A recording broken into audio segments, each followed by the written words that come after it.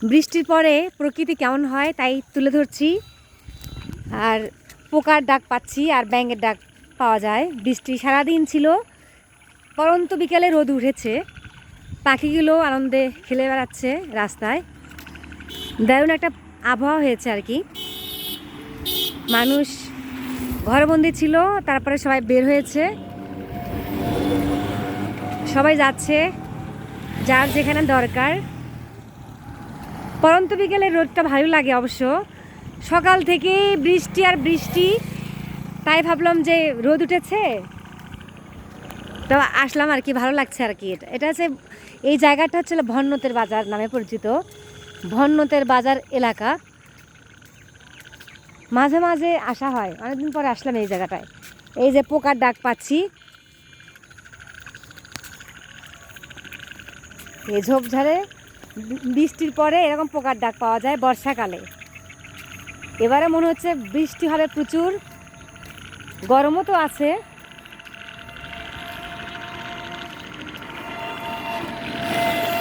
এই যে পিছন থেকে হেঁটে আসলাম,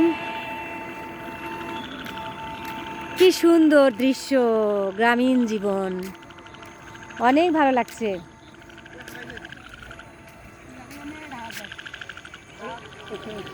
আমি এক জায়গায় বেড়াতে আসছি, সেই ভনতের বাজার। রাস্তাগুলো অনেক সুন্দর, এটা গাইবান্ধা শাখাটার মধ্যে। গ্রামীণ জীবন আসলেই সুন্দর। গ্রামের মানুষরা সহজ সরল, তারা অতিথি আপ্যায়ন করে। রাত 10টা-11টার দিকে আসলেও তারা রান্না করবে, সুন্দর করে খাওয়াবে। কিন্তু শহরের মানুষরা কিন্তু একটু হিংসুটা হয়।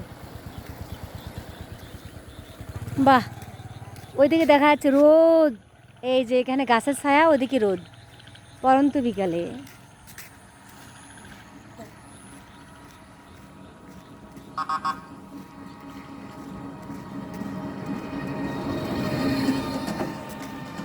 মানুষ হেঁটে চলেছে দিক বিদিক।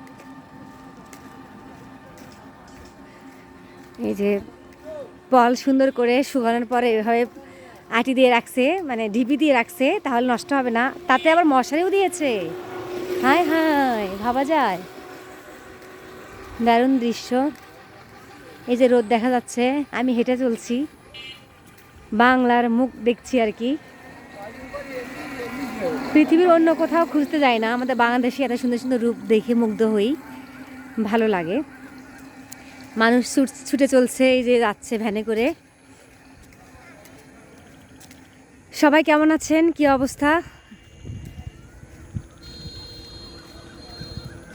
এত সুন্দর জায়গাটা, ভ্যান থেকে নেমে দাঁড় করে রাখছি, তারপর ভিডিও করছি, অনেক সুন্দর।